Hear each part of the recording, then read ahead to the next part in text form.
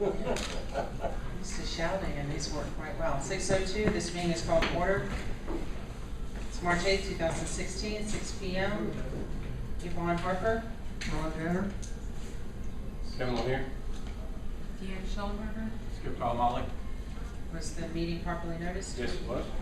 All right, we need to move approval of agenda, but I believe there needs to be a few amendments made. All right, the agenda, there was an item where a resident wants to start a petition for an MSBU to pay Camden, and we own a piece of property on Camden, so she's looking for a signature for the petition from the board. So we'll add, we'll amend the agenda to add as item 9I, discussion of MSBU petition for Camden Street.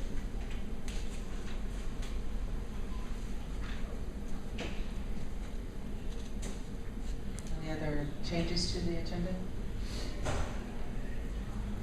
make a motion to approve the agenda as amended. Second. All in favor? Aye. Aye.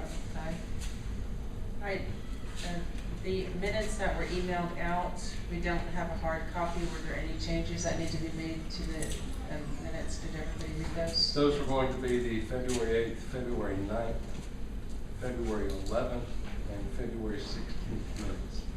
The regular board and the architectural? And no, the architectural will be handled at the architectural meeting. These are the two special meetings that were held earlier in the month. So move approval of the minutes. Make a motion to approve. Second. All in favor? Aye. Aye. Aye. Might have pulled you back on the one I wasn't at. Okay.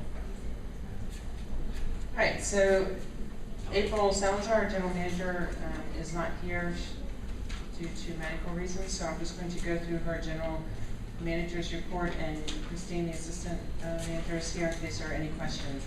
So the fishing pier is set to receive its final inspection this week and will be reopened for member use. Went down there yesterday. Yes, today's Monday, yesterday's Sunday. No, sorry, went down there Sunday, lost today. And it really looks good. You know, I'm really pleased with the progress that they've made, and I think it's going to be just a great pier for a long period of time, and it was sorely needed. And so it's nice to be able to have something that is nice and functional and safe. The beach house has a new fresh coat of paint and is scheduled for routine maintenance to have the floor restained, so that'll commence shortly if it hasn't already. Vehicle magnets for the architectural car maintenance truck have been ordered, and the total cost is $160 for 6 of the magnetic signs. They will say Holley by the Sea Architectural Department, and the others will say Holley by the Sea Maintenance Department. There are several positions open, seasonal positions open, your lifeguards, camp counselors, part-time, IT, part-time janitorial, and did I say that right? Janitorial. I did speak with the head lifeguard today, whose name I can't remember because I'm just, thank you, because I'm not good with names. But he did say that he was losing some lifeguards to the beach because they pay them more. So that's something that we'll have to discuss. But if anybody knows anyone who's CPR and lifeguard certified who would like to apply for the summer, please encourage them to do so. The applications are at the front desk. All right, managers training was completed on March 2nd, and so that included all the supervisors in each department, including April. The next community cleanup is March 17th, and from what I heard from February, it was very successful. A lot of trash was picked up. The conceptual drawing for accessibility modifications have started, and the first drawing will address items such as the entry points with regards to accessibility. Any questions on that? All right, the officer's report, my report, I have nothing to add at this time. It'll be on further down the agenda. Rod? We're making a lot of progress on some of the projects. Like Yvonne said, the pier's looking good. I was down there this afternoon. I have most of all the railings up, and it should be ready to go pretty soon. They were putting the final touches on the jogging trail today. That's already been constructed and compacted. The campground is already finished. They have the material for hardening the stormwater pond stored on site. So it's ready to go. And then probably most of you noticed when you came in that they've started on the parking lot. Started in the on the easternmost section. So they're moving right along. Hopefully we'll get her done soon. That's all I have.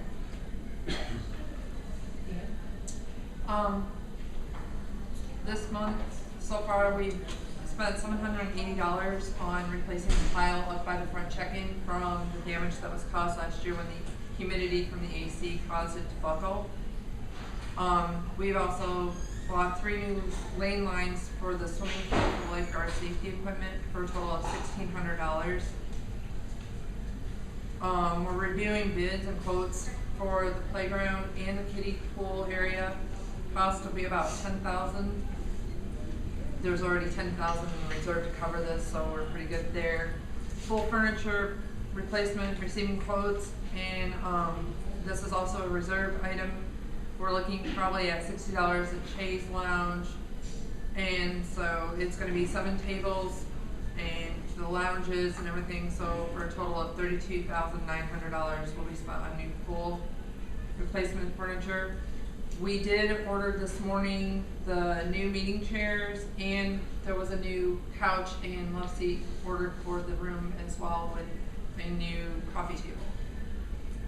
So, and other than that, we're sitting pretty good with everything else. Our auditor will be in on Thursday, so hopefully we'll have some audit reports to give as soon as she's done with our audit for the year.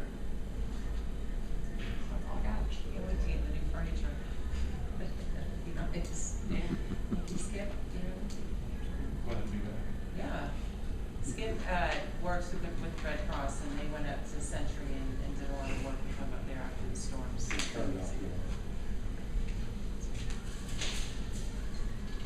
Do you have anything to report? No.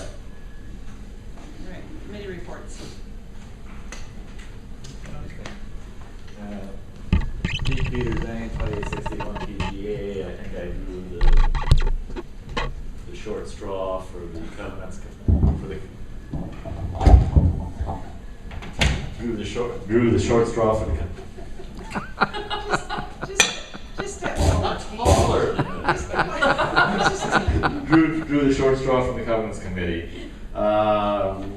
Christina reported to us that so far we've had about 380 responses. Those that do have responded are highly in favor of the covenants change, but that's only 10%. If we need a whole lot more. We discussed some what we perceived as impediments, but that's in the past. So unless you want to, do an autopsy, it's over and done with. Our question is, what's the direction of the board going forward?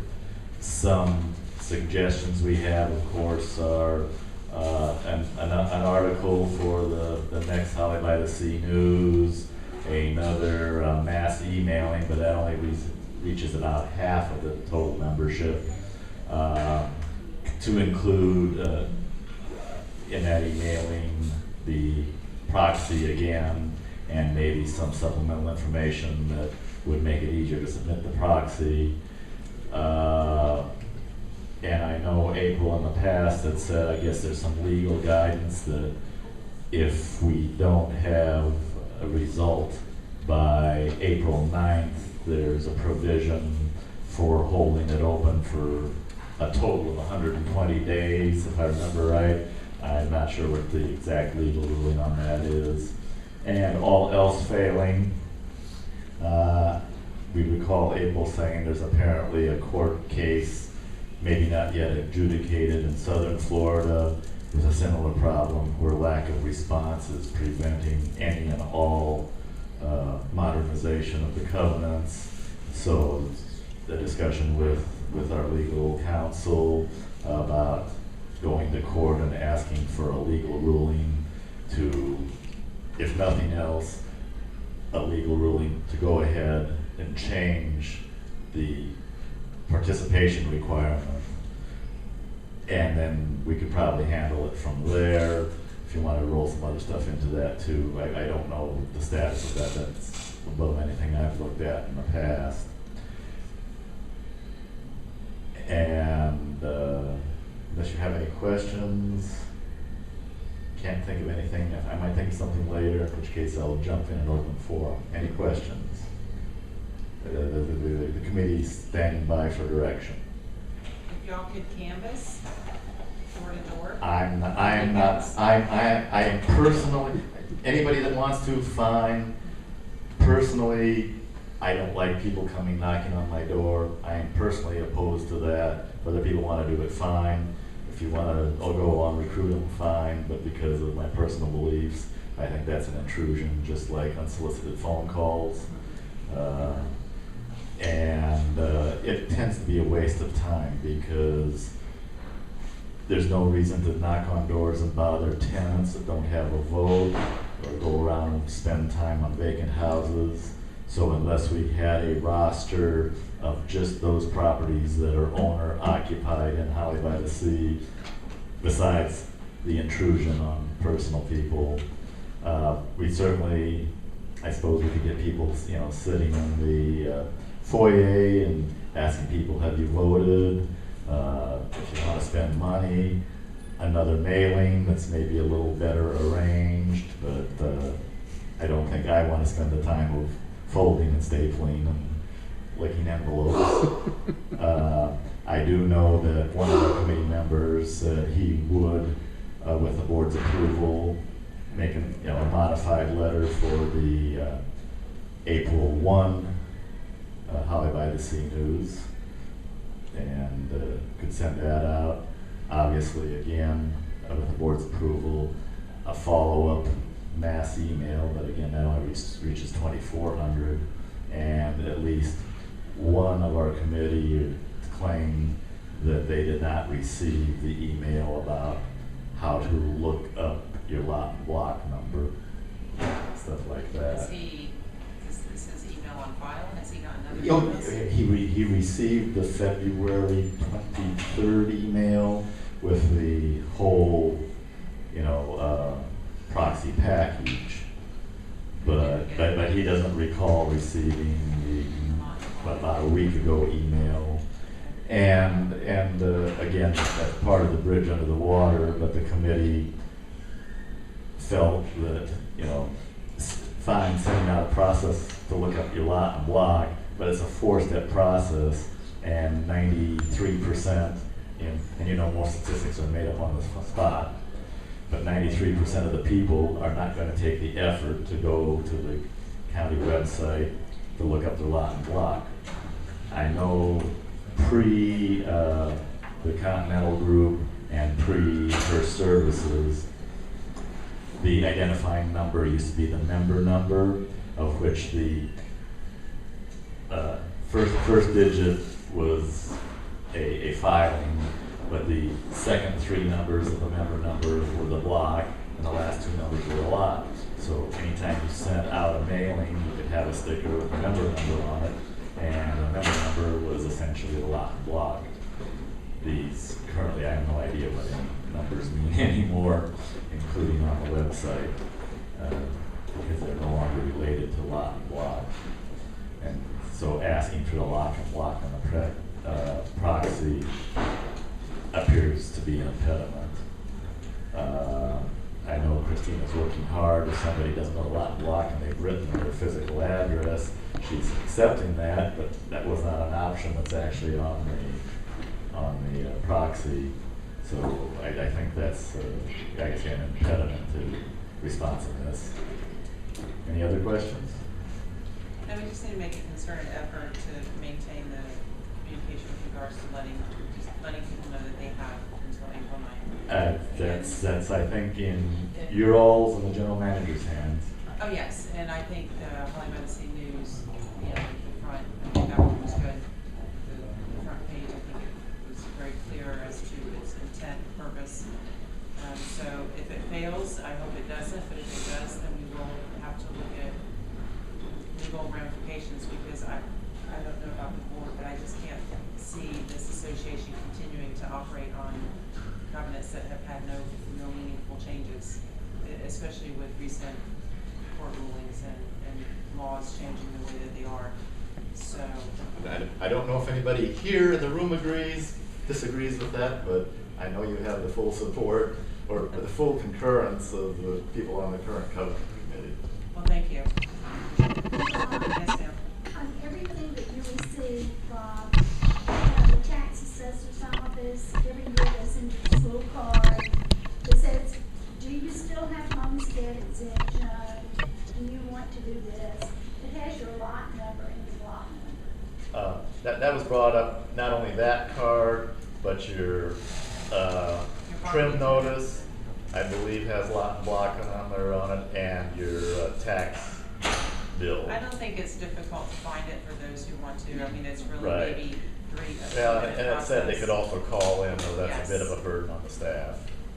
Well, it's one of those things that, yes, we could have filled it out for each member, but it doesn't take very much time on the members' part. An observation that, 3 or 4 or 5 years ago, when we sent out proxies, we printed out mailing labels that not only were the mailing label, but we put a second copy of them on the proxy, so it was always filled out with their name, their address, their lot and block, and all they had to do was mark it and sign it, reduce the burden on a member. I don't think I agree with you, but I don't necessarily think it's a burden, but I definitely understand making it as easy as possible for the member. But we appreciate your work on the committee. And again, we intend to meet again next Tuesday or after. So if you have any direction on anything you want us in particular to do, let us know. You got our emails. All right, we will. Thank you. Any other committee reports? Christopher Hicks couldn't make it tonight. He said they're still in the information gathering values on the pool company. There's no- A comment, does he have all of the historical from the last time around? Yeah. Because I've got copies of it too if he doesn't. Okay. Well, if you bring those by at some point, I'll pass them on to him in case there's something missing Okay. from what we provided. Yeah, some of it's electronic and I don't want to send them, 4,700 emails. But I can give you the proposals from the 3 previous companies. I think, is that the outfit in Indiana? There were 3 of them, I don't They're kind of remember. sliding.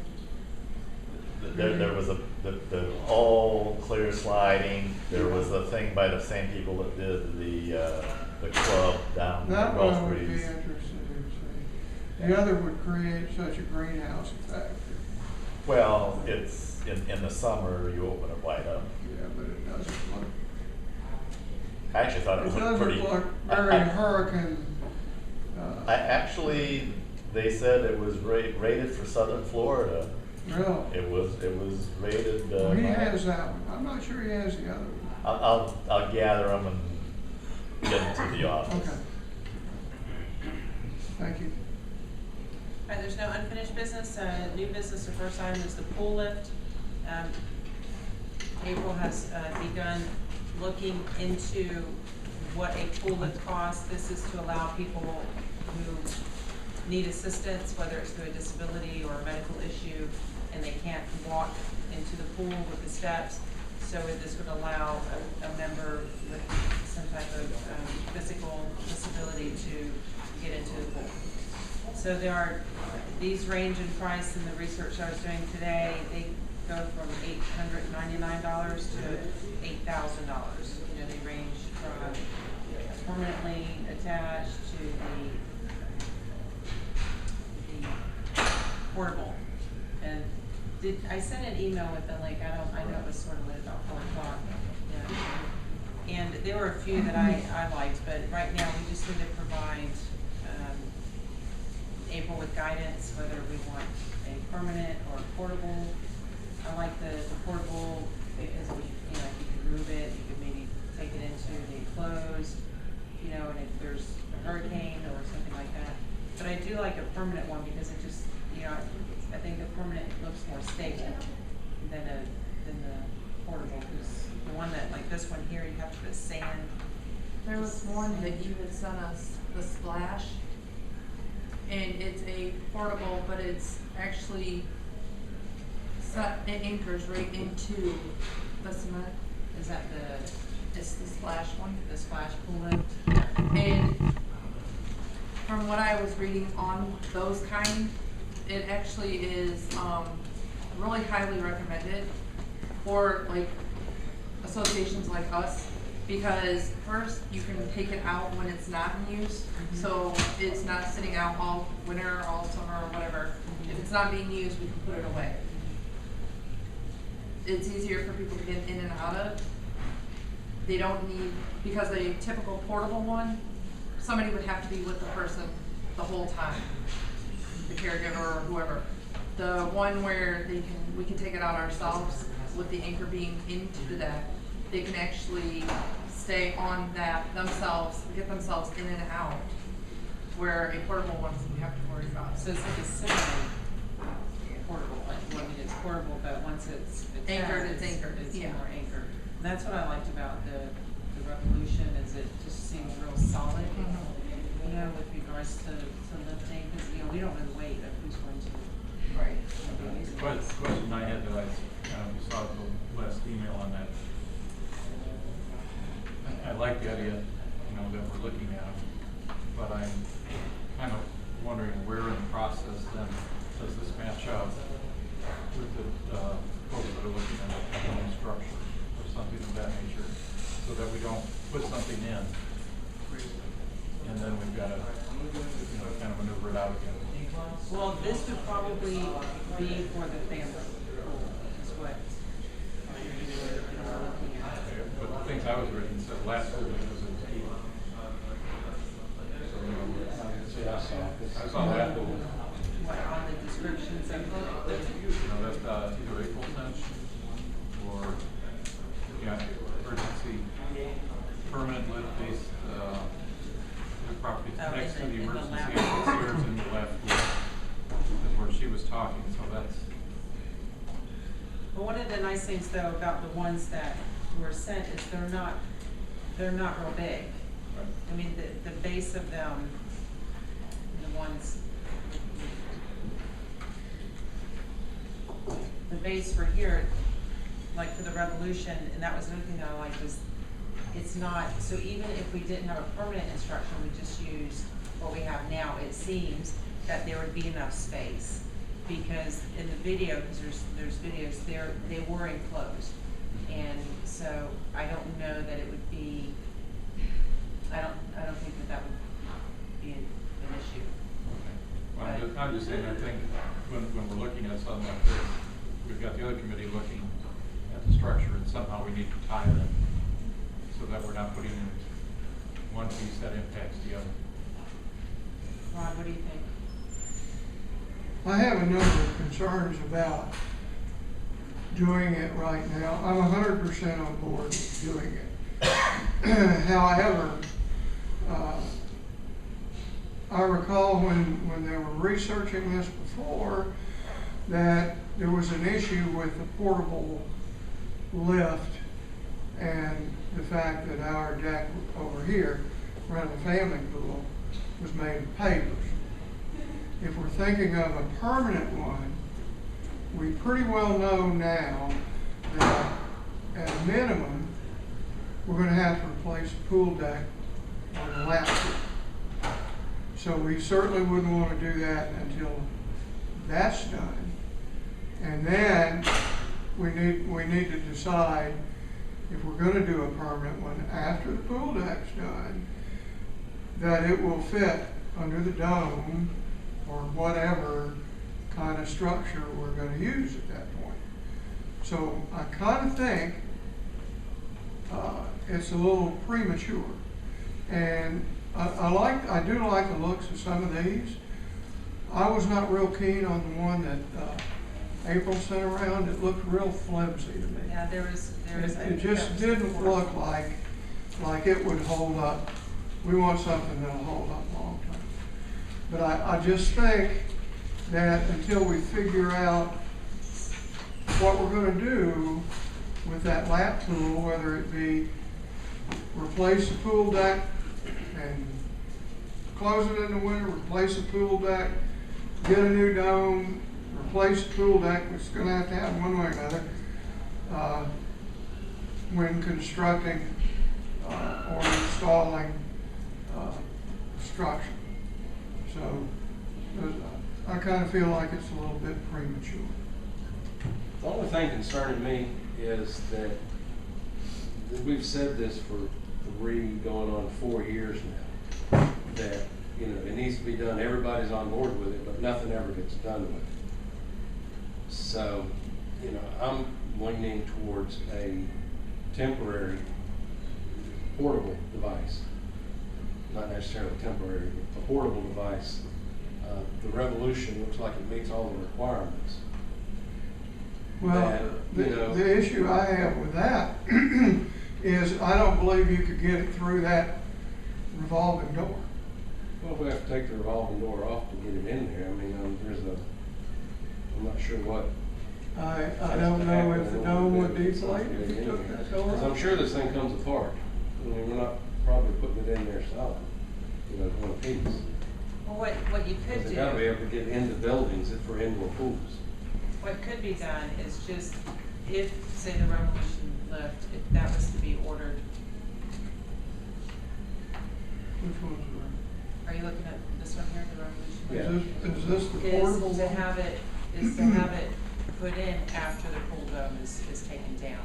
And then that way, whether it's a permanent or a new pool dome next year, it would be in place so that it would go up after it's already in there. So I wouldn't recommend putting it in while the pool dome is up, but there's only, another month? Yeah, because I'd like to see it in place for this summer season. Yeah, I would. No, I'm good with Like that. to as well. So in my mind, the process would actually be wait till the dome is down, maybe work the deck,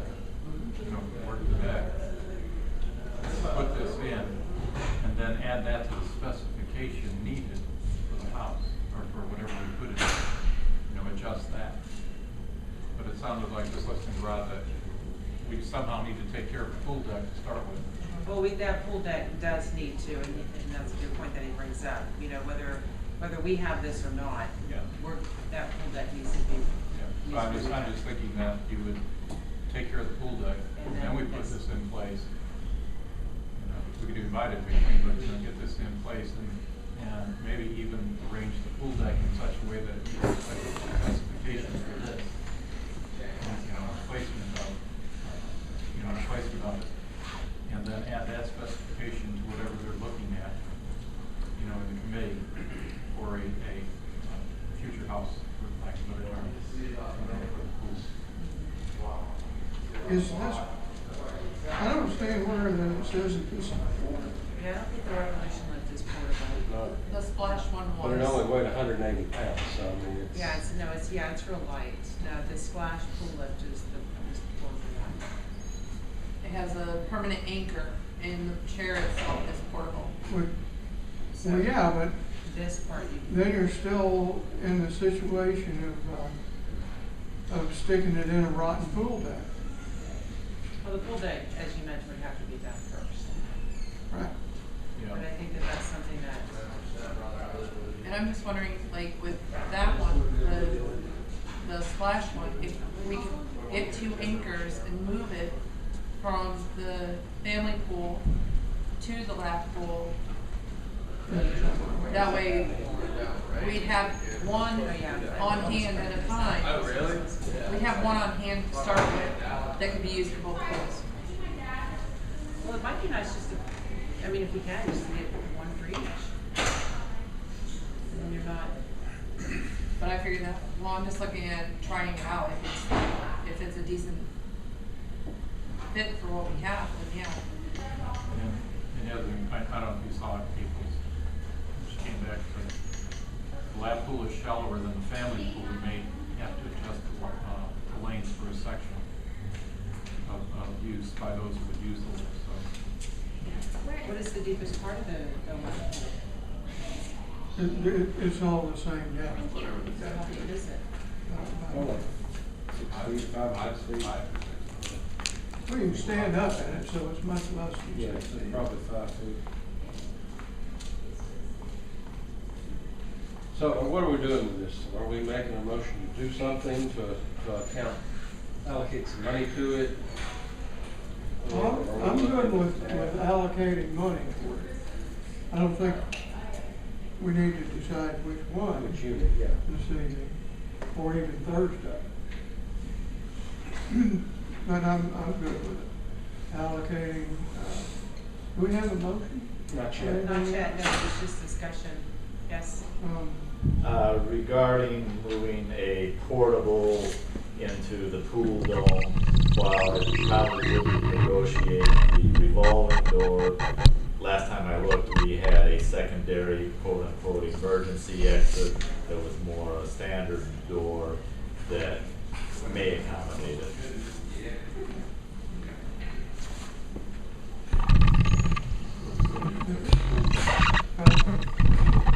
Well, we're gonna have to redo the pool. So, I mean, pool deck is, You know, that don't I'm writing it down. I'll make a motion that we allocate up to $10,000 to go towards a pool lift. And do you want to put a time frame on this that, you know, so we'll have something to shoot for as far as once the dome's down and deck repairs are done, or? Say by Yeah, it'll be May. installed after the pool deck repair and or construction of a structure is complete. Because that would go with the deck at the same time if we do that. what would it take to do the deck? I have no idea. I think I agree with allocating or making a motion to set aside funds right now, but we definitely need to focus on the pool deck first. Yeah, but the problem being with that is, I mean, we know we're gonna have to do the pool deck, but if we're gonna build a permanent structure, we don't wanna redo a pool deck and then have to tear it up to build a foundation for a structure. See what I'm getting at? I mean, I don't think, Well, it's gonna go right there at the edge of the pool, so the foundation for any structure that's gonna go in footers is gonna end up being 10 or so feet back from the edge of the pool, and these things mount right at the edge of the pool. Right, So, I mean, I whatever, understand the that. thickening of the slab is only gonna have to be right there on the perimeter. I mean, I'm not a structural engineer by any stretch of the imagination, but my concern would be that we put a new deck in and we put the lift in, and that's fine. And then we decide that we could put a structure over it, and we have to rip out the deck that. But we're not we gonna have just to put rip in. out that deck, because if you're looking at a metal building, that metal building is gonna have point loads, and so what they'll do is they'll just cut out the deck where the footer needs to go, pour thicken. Well, Footers what where the if posts we're are looking gonna at a go. CBS structure? Well, then they would have to cut a footer area out. No, they're not gonna remove right there next to the pool, because that would destroy the pool. Right. The pool's gotta have the integrity, so they're gonna have to come out far enough, so I don't think it's gonna be an issue if we do it ahead of time.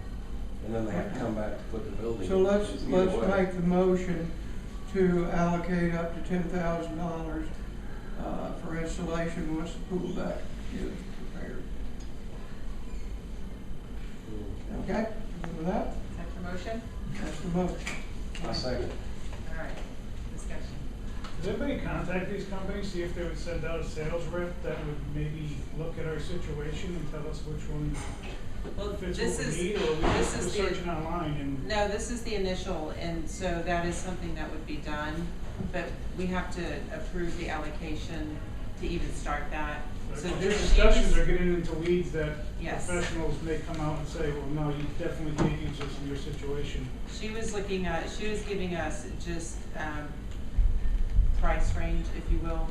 And so then I went on and did a little bit more to read up on this, because I've never studied bullets before, and then found some others, but I think solid ones are about, between 6 and 7. Yeah, so usually have But there are somebody that will adapt, specifications, you know, like, or tell just you on what the- we need for our deck or for our things. and there, one of the ones that I looked at stated that there's a specification sheet form that we would have to fill out before even ordering, because that's something that they look at is the type of pool, and so that would be part of it, yes. Yes, John? John Holman, PGA Bowler. Just as a thought, why not look at one of the portable ones, buy it now. It's gonna come in pieces, they could install it in the dome before you take the dome down. You would then have an opportunity to see if it actually works and how many people are gonna use it, because talking about repairing that deck, that's months, maybe years away. I mean, if you're gonna do something, I agree with Kevin, why don't you start and just do something? And that, my suggestion would be buy a temporary one, have them put it in the pool dome, see if it works, see how much use it gets. If it's a big hit, then you can think about buying another one or a more permanent installation sometime in the future. So I agree with you. The only thing I think that we may run into, and goes back to Kelly, getting somebody out here to be able to actually look at it and make sure. The portable ones usually have a lot larger footprint because of the weight cantilevering, and the permanent instruction, the ones that are permanently installed are, fairly compact and just driven, I anchored understand in that, the Kevin, concrete. but you're not So- gonna put a permanent one in there anytime soon. I'm saying, if there's a space issue, bring the salesman out there and have him look at it, have him tell you what the issue is. It doesn't cost you anything, tell him you're thinking about buying one, come on out next week and look at it, measure it, tell us what we can do, and then you're down the road. You take, if the portable one doesn't work, big deal. The guy came, he looked at it, he gave you all the information, and you don't do it. Well, the portable one that I have an issue with is just the one that she sent is $4,200. So I don't really want to spend. So what's it gonna hurt to have the salesman come out and look at it? John, I like you. You asked me a question. I was starting to answer it, and then you cut Go me ahead. off. It's kind of rude. So there's nothing wrong with having a salesperson come out. My reservation is spending $4,200, $4,250. That doesn't include shipping. It doesn't include all the little extra for something that is temporary. Because for me, this is why there's a board of 5. If I'm going to buy something like this, that a person who is limited in physical capability already is going to sit in, I want to make sure that it is of the highest quality. And looking at the temporary ones, or the mobile ones, if you will, not only are they bulky, but they just don't seem, although it says 450 pounds, the individuals on the video trying it out were 450 pounds. Now, I don't know what the weight is of people who are just, who might use it. But I would just rather spend an additional $2,000 and have something that's a lot more solid than what we're looking at. So you're right, have someone come out, look at it, that's a great idea. But I just, and whether one person uses it or, 100 people use it. It's the, If you bring somebody out here to look at it, then a whole bunch of the questions that all you guys have batting around would get answered. You're right, but this is a discussion, and because we can't have a discussion of the issue outside of a board meeting, this was on the agenda. I'm So not, we I'm were not telling you having, how to run the thing. we were I made a having- suggestion, we I said, had- have the guy come out. period. And I think that was already agreed upon, and we had the discussion, and then the motion was just to allocate up to $10,000. That was it. After vast research, the lap pool is 4 feet at the ends, 5 feet in the middle in depth. The emergency door appears to be 48 inches, at least well over 3 feet, like 42 to 48 inches wide. And I think, you know, a salesman bring a portable, one, you may bring one out here just to show us. If we're looking at this outfit's in Montana, I doubt it's bringing it for Well, us. I'm sure there's some locals that have stuff. I'm just saying. You don't think they'll put it on the back of the truck and help out? I think Well, they'll the make key us is more we have to make serious sure it's if we 80. have the money already allocated and they don't have to worry about us going through a board process. That's all we're talking about right now. But absolutely, they would probably fly someone down, or the company, I'm sure. Well, I mean, Sales. we could do some measurements and figure it out. So do we want to vote this or do we want to push it to Thursday for a vote? Because Thursday is the vote, and Yeah, then push Thursday. it Thursday. Move it to Thursday, any objections? I'll second. In favor? Aye.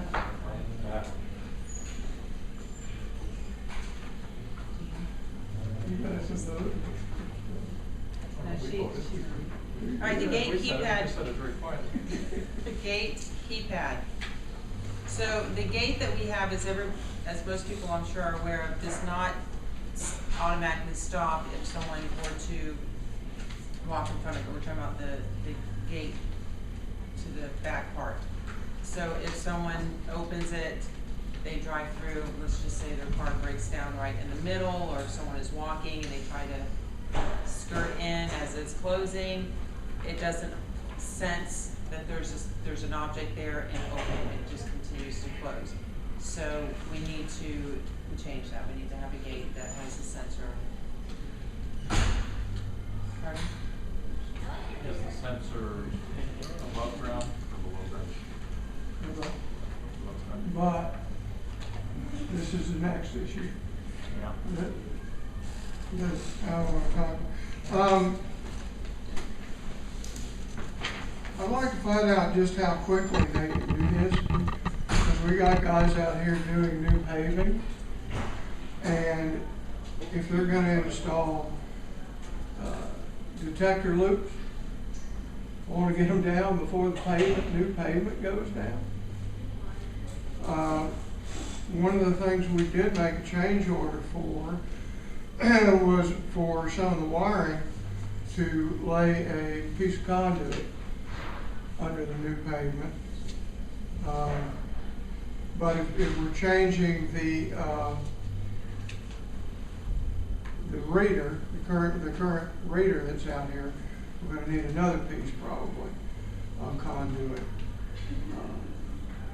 It doesn't look like this includes the pedestrian pass-through either. On this price breakdown. Yeah, they need to be able to open that from the inside. Say if you're on a motorcycle or something, or on foot or a bicycle, or whatever. You can't open that gate now because it's only a loop detector. So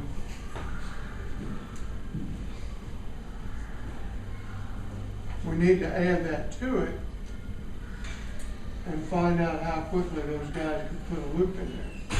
There is a loop on the inside. There's not a loop on the outside.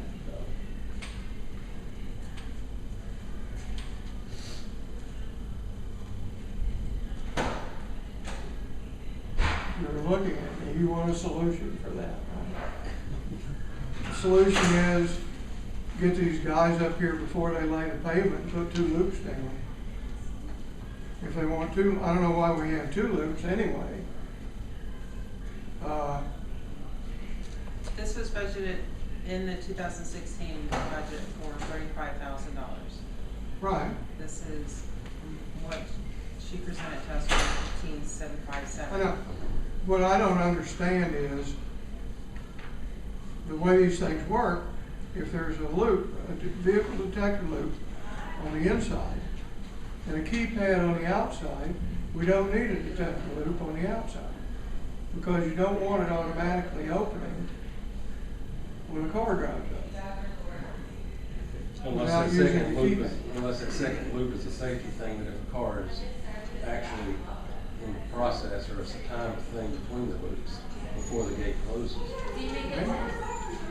This is a standalone AAS standalone card reader with keypad, one exit loop detector, one 30-foot by 6 feet minimum slide gate, one Viking sign gate operator, 35 feet or 6 feet minimum fencing.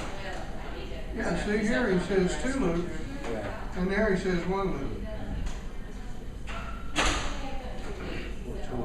Plus, we're gonna need to run Those a charges phone. the extra. Well, no, these are two different companies. You've got Everett Time and then DLI. Oh, okay. So the one that you're looking at, Where are they and then the for? second one. So these are two different. Does that meet? Well, do we need to go back out to them to find out what would change in their bid? To, ensure that we've got, what we're putting underground. Well, it looks to me like this, the one from Fort Walton Beach does not have the photoelectric system. Whereas the other one does, which according to April is a requirement. Yeah, I'd say, we go with the Everett bid and light a fire under them, at least about the loop portion of it. Yeah, maybe they can get up here and, I don't know, they're out of Tallahassee. They are out of Tallahassee. right. Today is not that far. Yes. I understand what you're talking about with the loops, but it sounds to me what you guys need is the safety, which is usually a sensor that goes between the end of the gate and where the gate collapses, so if something is impeding that, the gate won't shut. It Right. breaks the sensor. Right, just like on your garage door. Correct. Same But the sort of loop thing. isn't gonna solve that problem. The loop's just gonna let you. No, but open it they're as you come up looking to at it. a whole unit, or at a whole, refurbishing the whole thing, with a new gate and all. But that and- safety's included? Huh? Yes. That sensor Yeah, is. yeah. It has to And be. one of these, the sensor, the photo cell is in the one for Tallahassee, but it's not in the scope of work for the guys from Fort Walton. Although they will probably be, able to put that in. There's not a plug and play that we could add to the gate we already have, or is it something? that- It's pretty much more out. It's reaching the end of its useful life. But the thing I don't see is a way for somebody on a bicycle or motorcycle or on foot to open that gate from the inside. Well, if they can get here within the next couple of days, that's something that we can discuss with them. We could do that. I'd like to get them, see if we can get them here in the next couple of days. All right, so do you have a motion? And then if you don't mind, we can vote on this tonight in order to get it started. I don't know that we need a motion for this yet, do we, until we find out we can get it done? Clarification. Huh? See Although what's if we gonna could look- get them here before Thursday. Or if we get a Do we response want from to vote? them. Let's get them both. Do you think you're going to drive from Tallahassee with no commitment? Yeah. You're looking at a $15,000 project, yeah, they probably drive over here. All right, then we can I just make a motion to move this to Thursday and to get pending getting in touch with both companies to do that first meeting. Second. All in favor? Any questions, Christine? On that one? Do you have any questions on that one? So if you guys will get a hold of these companies and, see if they can come out between now and 6 o'clock Thursday. In the morning. And I want to be there to talk to them. We'll probably have to reject this work to get everything. Christine, was there a third bid? No. We contacted 4 companies. One of them said that they no longer do that, so they actually referred me to the DL Security. There's a one there. Yeah, Shalimar Fence no longer performs Yeah. full gate replacement. Gibson Welding, there was no response. Everright Time, which was the quote out of Tallahassee. And then the DL Services, which was the one Shalimar referred.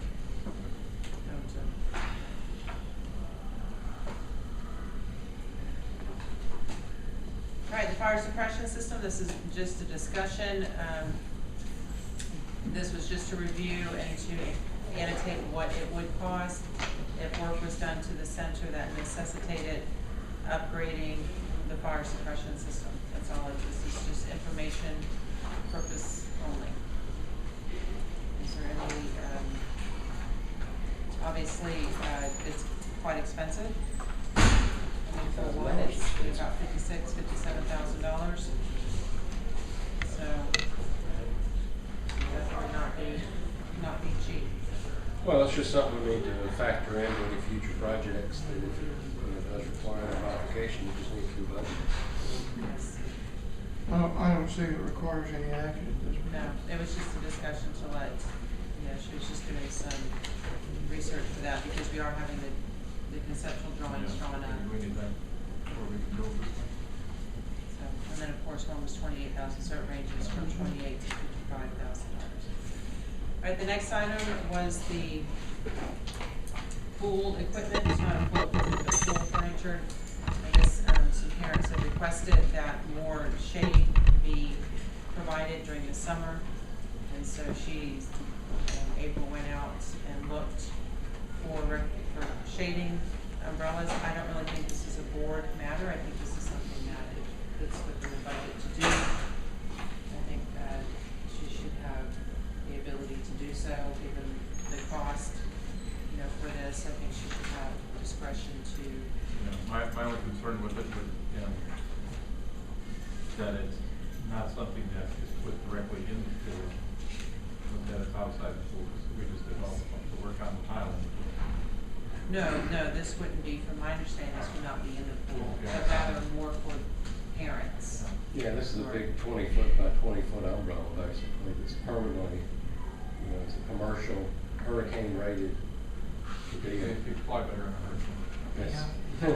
Take the whole pool with it. I think we would review it during the hurricane. I wonder about the possibility of using some of those shade sails that they're using now. Have you seen that? They're multicolored. Some are hexagonal, some are triangular, some are square. Those, okay.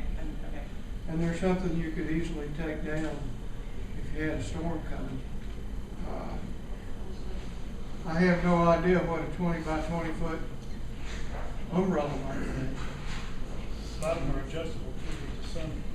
I can't hear you, A lot of John. them are adjustable with those sails.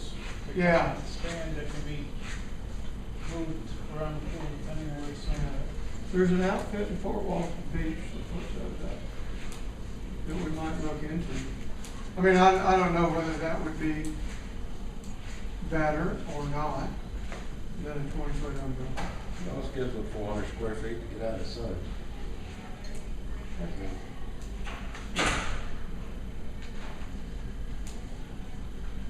Or if, I'm good with that, I guess. The other problem is, though, it looks like they're putting it right in the middle of that little kind of gravel area. I think they're gonna do away with that, from what I understand. And make that into a Like a sitting area. A sitting area. Because the sitting area in the back doesn't really allow full view of the pool for Well, children to swim. But, This doesn't include a concrete pad. So that's another case of needing concrete before you do the rest of it. Oh, I just think this would be something that unless it's astronomically priced, which I don't think so, that she's capable of doing. I don't know that this would. Well, I agree, but Well, if you're gonna have to add pour a concrete concrete to it, pad, then should you pour the pad first? Particularly since it has an anchor that's inside, underneath the concrete pad. I mean, I don't know, I'm just saying. Well, it talks about it. I think I'm reading that, I'm reading it that it would need the concrete pad. Yeah, it Is does that require a included in the concrete price? pad. Is that included in the price? No, it just says will need a concrete pad. Yeah, so that's above and beyond. But she can also look into the sales that you were talking about. Yeah, but wherever we put it,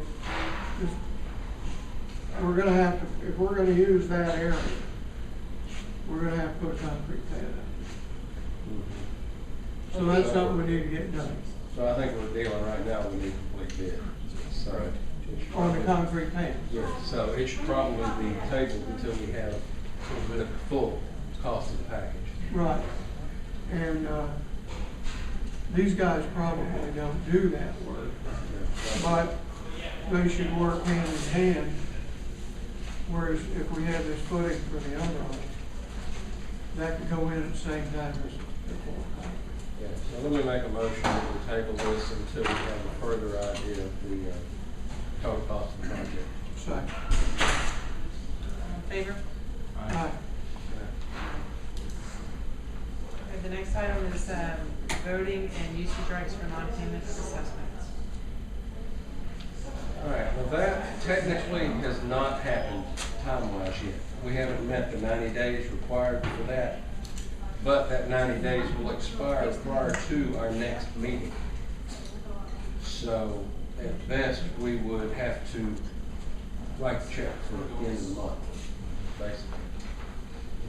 So the 90 days happens the 30th of this month.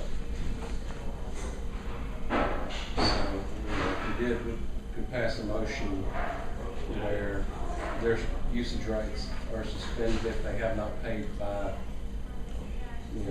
brought their accounts up to snuff by the end of this month.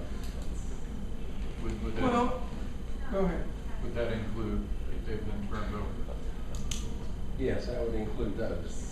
I mean- Anybody who's not current as of the 30th of this month would be 90 days delinquent and therefore eligible for suspension of usage rights and voting rights. Okay. And where that comes into play is with the change to the covenant that we're looking for and the total number needed in order to get that passed. So we'll effectively be reducing the pool of total votes needed, but we also may be excluding some people who are voting. Rod, you're looking at me like I'm speaking. No, I'm Greek just here. trying to follow your logic. Okay. So basically, every year a board, after 3 months has lapsed past the first of the year, at the next board meeting, will vote to suspend usage rights and voting rights of everybody who's delinquent up to that point.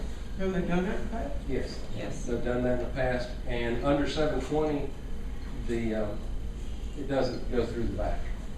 There's no need for a hearing because it's monetary. So basically, there's a notification. We would have to send them out notifications that they're delinquent, that the usage rights, and voting rights are suspended. But that's just sending them out a letter, the ones that are delinquent. That shouldn't cause any issue with Cashman and Company. No, that has nothing to do with money owed. I mean, it just has to do with whether or not they can vote or whether they can use the facility. But if they came to an agreement with Gatsman and such. Until their account is paid in full, they're not, they're still arrears. Even if they're on a payment plan or so, they're still delinquent. Because the way they're paid up is when you start making payments, the oldest debt is paid first. And so they're not current with the current year until everything's basically taken off. So what you're saying is that this wouldn't come before the board until the 12th? Yes. Which and is that's- after the which is meeting. after the meeting, So you're wanting us to decide this on Basically- Thursday to essentially say if as of Yes. April 1st, Our intent is to do that in the first week versus then after April 1st going forward there's- until accounts are current. Correct. Now, what if they've already voted? Well, then their votes will have to be taken up. Understand what you're doing now. All right, so I make a motion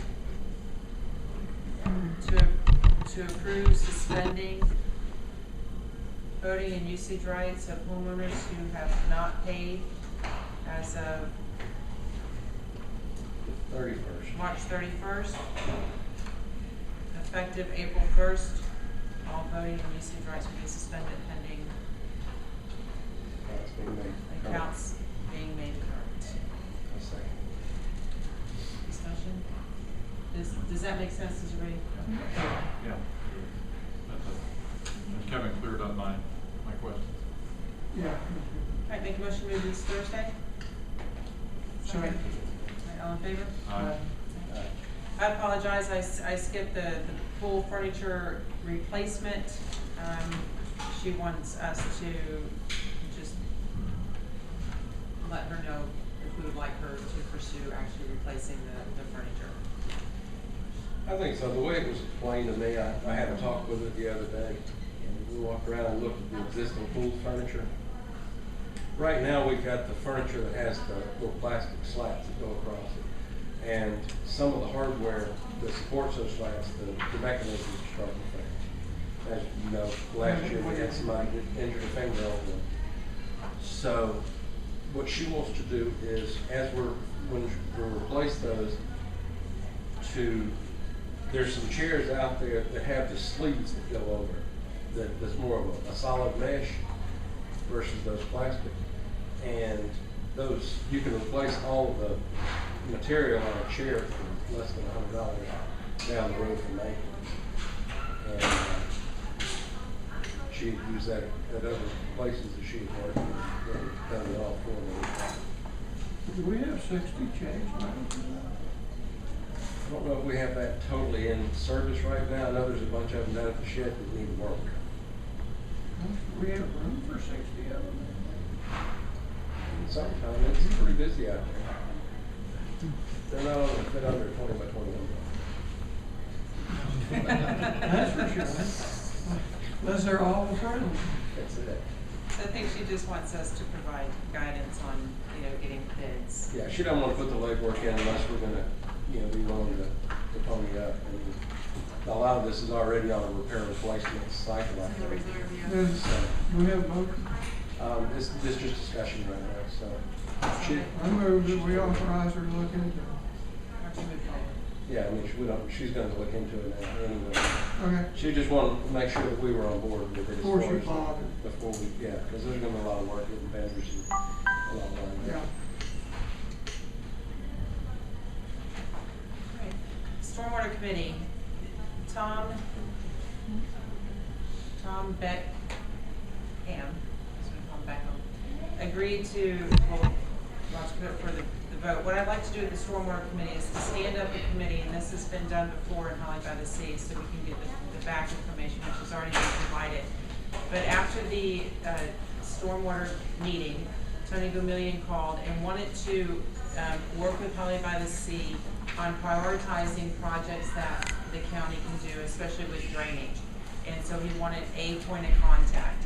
And so I thought it would be good to have a stormwater committee who can not only look at the projects that were proposed through the Vasco Donovan study, but also to create a list of streets or drainage systems that can be cleaned first and then just to go down so it's all connected. So the county right now is cleaning out streets, but it's kind of a ditch here and a ditch here, as opposed to a comprehensive plan.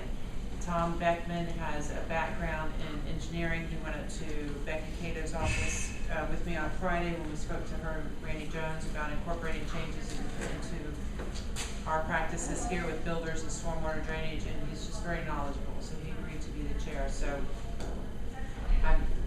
that's what I would like to do, and then we would send out send out an email for those who would like to volunteer to be on this committee. It would be a standing committee until such time as it's no longer needed. So I'll make a motion to stand up the stormwater committee and to have Tom Beckham as the chair. I'll second it. Like discussion. Didn't they already prioritize what streets need to be done first? And What they did is, those are the main projects. It's not, what we're looking at just for prioritizing would be the drainage, the ditches, clearing those out. And then also, that committee would be the point of contact when it comes to those others. Because there's 3 tiers. There's the white, the yellow, and the orange. Either white, orange, yellow. Which one? The white they can do now. Then the second tier, it's either yellow or orange, is dependent upon the white projects and that. So yes, but those are your more extensive projects where they're really going in and not just, we're gonna have the entire subdivision done. That's part of the stormwater committee, is what I'm looking at. And also working with the county on how we, the association, can improve or can help them get these projects underway. So that's just the starting point for them.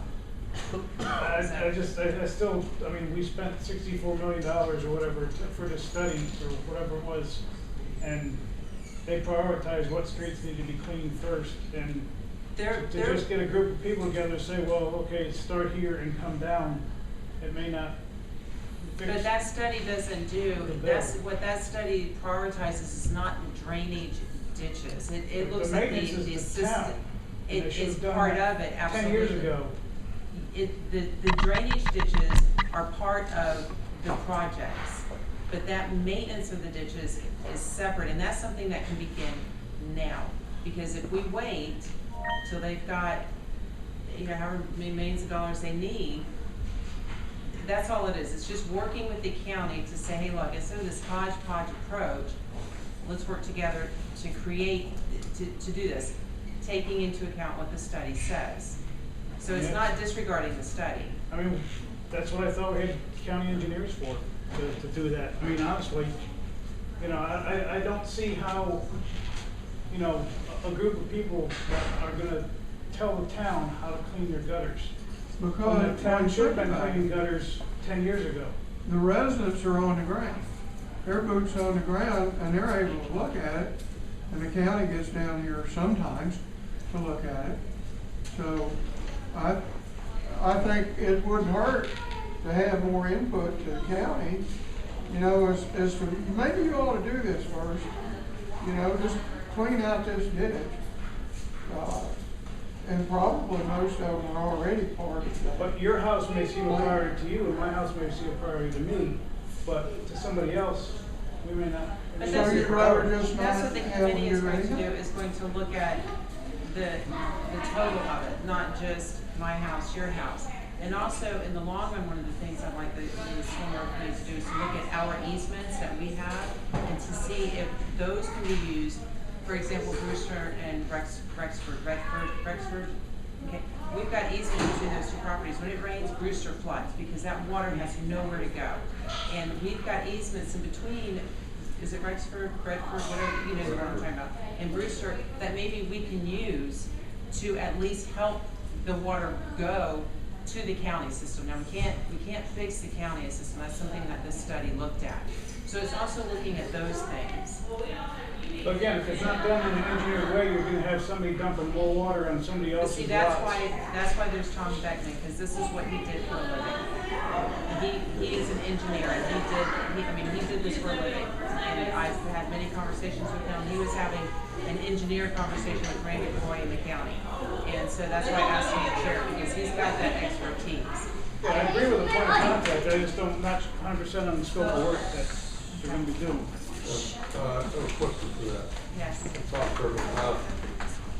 That is technically a planning and development We got- process. And I understand what you're saying, you know, not necessarily disagree. But, you know, being a former sidewalk committee in a city, in a town, that's where the whole development part of that. And I totally understand what you're trying to do, I believe, because the county necessarily is not coming out and doing that in the planning development way. Okay? And they should be prioritizing those areas' actions. Now, they may not have enough help, that's what I've been hearing anyway, you know, with my investigations and everything, with what I've done. But, you know, that technically, and I was, of course, wasn't part of that meeting, but the thing about it is it's a planning and development part of the county that should be actually putting that process together, because they own the ditches, and they own the streets. Yeah, and I kind of understand what he's saying, because, and I know Tom's background, you know, I talked to him all the time, but I would have a major concern that of where our people would be putting that together, even with Tom's background, you know, and picking and choosing the areas that has to be done. They would have to actually use a Donovan plan to do that too, you know, because I read through that already. Well, that absolutely would take place, is to not They would have just to to. study that to begin with. He would have to talk to Stephen Furman Oh, or absolutely. the people in charge. I mean, this is not just 5 people sitting around saying, oh, Yeah, well, and let's that's start gonna here take a and little here. bit of time. It has to take that cooperation Right. and working together to help develop that. Right. But, you know, we can, my opinion is we can do this and it maintains that pressure on the county to keep moving forward. I agree with that. Or we just wait for the county. And, Yeah, right. you know, I have never had any issues with any of the county staff, ever. I mean, I think that they're some of the most hardworking people. Right. However, they've got all of Santa Rosa County.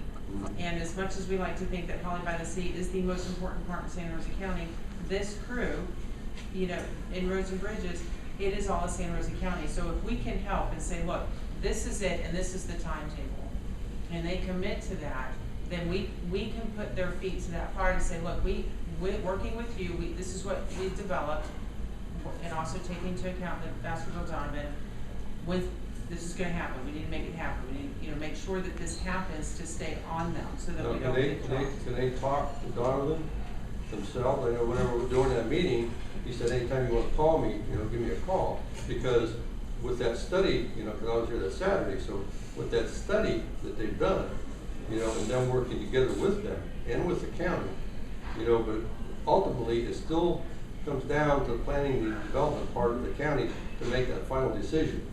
You know, not us to make that final decision. No, well, no, it wouldn't be our final Right. decision, it would be something. Because there'd be we somewhat of a recommend. liability there, I believe. No, I mean, it would be us working with them, this is our recommendation, of course, what they do. Yeah, but I totally agree with you, but keeping pressure on them, because I see every day when I'm out there, what's going on with the county and with the ditches and the drainage, and even with the builders. So, you know, I totally agree with, definitely put the pressure on them somehow. I think if we have a county that is willing to interface with a group from the subdivision here, that we should encourage that. And yes, they may or may not be right. We got the Baskerville Donovan study that they're gonna work with. This ain't gonna just be piecemeal. I mean, I think it only makes sense if the county says, yes, we'll interface with you to do it. And I agree, that information's going 2 ways. You know, because it's not just us telling them, it's them telling us what they're doing and keeping us informed. And that would be a good point of contact for that information flowing back to the board. And also, and I neglected, they would also act as a funnel for information. So, for example, if you've got 50 different homeowners experiencing 50 things, this is a point of contact where they act as that conduit as well. I know you disagree. You're making the homeowners dependent on the association. Homeowners need to go to the county, they pay their taxes, and they need to go to the county and complain. The district commissioner, they need to put the pressure on them. We pay taxes for them to do their jobs. I don't disagree with you, but I think people are gonna keep coming here thinking the association is gonna fix all their problems when people need to be responsible and voice their opinions through their county like And they're they supposed still to. can, but if we as an association can act as one, coherent group, as well as the individual homeowners, then it's not just the individual homeowners that's applying that pressure, because the homeowners, I guarantee, they're still gonna call and talk to whomever it is that they talk to. That's not gonna stop. But if they're doing it and we as the association are doing it, that's two forces. And whether we like it or not, the association does have a more legitimacy, if you will. So when the board, or when this association acts as one and says, we, Holley by the Sea, as opposed to me, Vaughn Harper, who lives on Olympia Street, they tend to look at that a little bit more, because they see all of it, the sum, as opposed to just that one. No, I would never discourage someone from ever calling their county official. And you're right, they need to. That pressure needs to stay on them.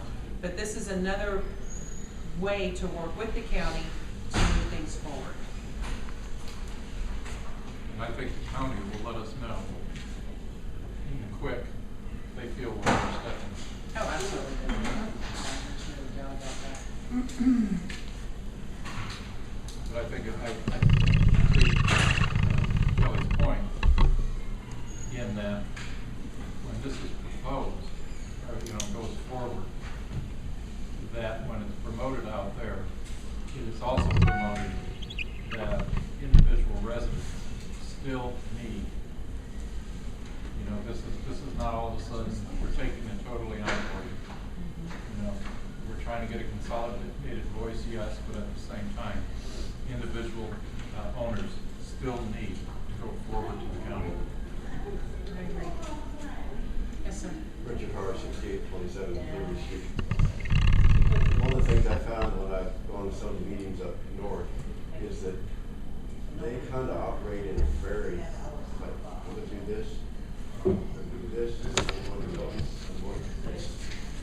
And I ask questions like, what streets, and they don't deal in streets, which I think is amazing. Hence the customer, the resident, doesn't know what they're doing. Even if they put out what they are doing, you would look at it and have no idea. When you submit a request to have something done, it's not done by street. It's done by something that I have no idea what they're doing. And when I asked, why don't you put the street address on the things? Oh, our system doesn't do that. And that's the only way the customer knows where they're doing something. So I suggest talk to the county and say, we need to know what you're doing in the Holley by the Sea development by street. I mean, they can figure it out. They have to get there somehow. When they have come out on Liberty Street to do something, somebody complains enough, and they come up and they go for one lot, not doing any looking up the street, down the street, and you end up, they're great.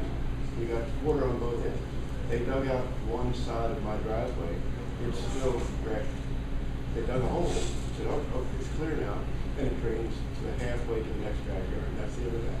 I suggested when they were there with their big steam shovel, I don't know what they call it now, power shovel, I said, don't dig a hole, take that thing, it's heavy, push down, that way you keep the grass in order, and it doesn't make a pond for the mosquitoes to grow, and so on. So it would take, with that thing, if I had the ability to run it and had the thing, you just smash it down, because the ground's pretty soft, but it's wet. Smash it down and see if it drains. Literally, just look at it and see if it's draining. They don't do anything when it's wet, probably because it makes things on the ground, but it's big. There are ways to do this without destroying the yard ground cover that keeps it from making dirt. And it just amazed me that they had no idea. I said, when were you in Holley by the Sea?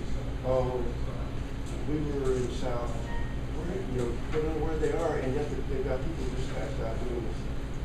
They have a program that apparently is based on leaps and bounds or whatever that type of thing is, just like the lock and block moves. They may be using that as far as I know. You've got to get information to Holley by the Sea in this case. What is going on, which I think will probably come to the board of directors, the association. And then you say, okay, we don't even do anything for 4 weeks, What's the update? What are we doing? They're not set up to do that. All they're set up to do is the sneaky doing against the grease, they shovel come down, they dig a hole, then they go on. And to me, that's like, wow.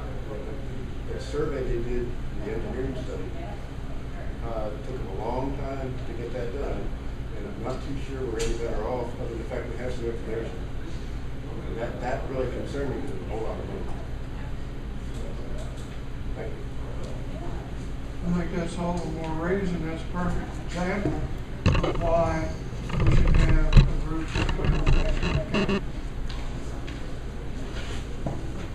So make a motion to move this Thursday. Second. Okay, nominating committee. We don't vote on Did you want to vote on it? it. No, we need to vote on Oh. All in favor? Aye.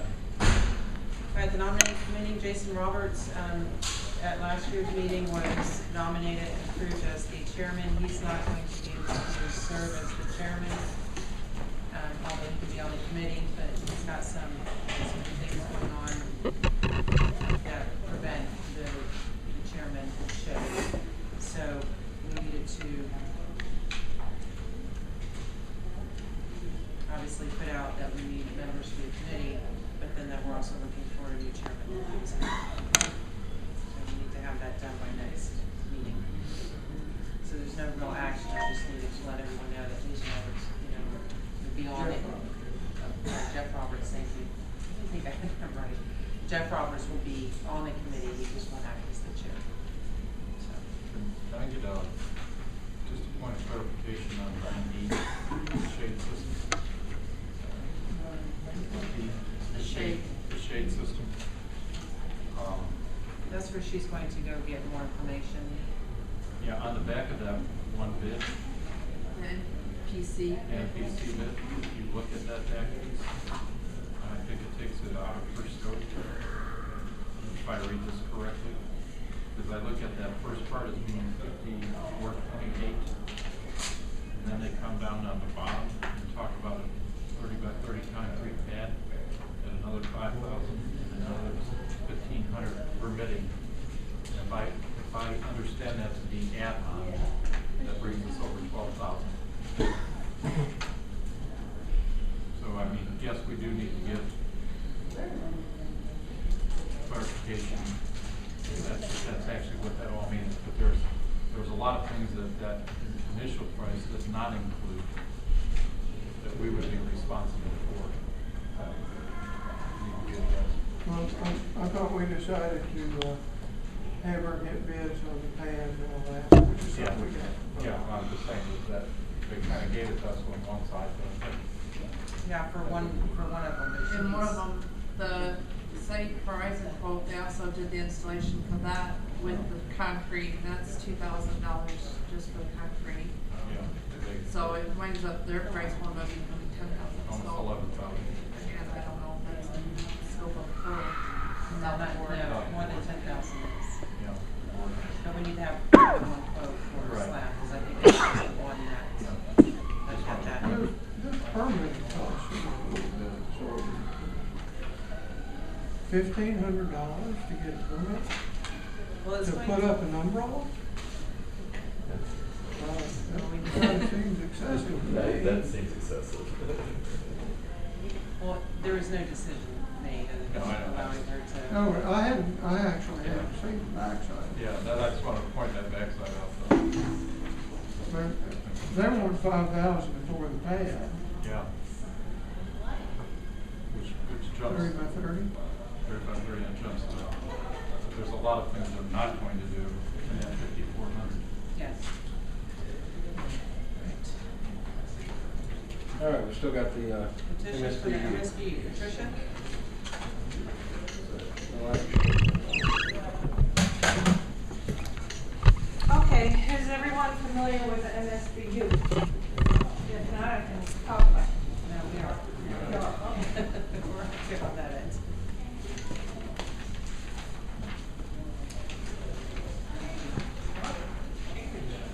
What do we know? You're all the green ones. Holley by the Sea is responsible for 17 parcels on Camden Drive.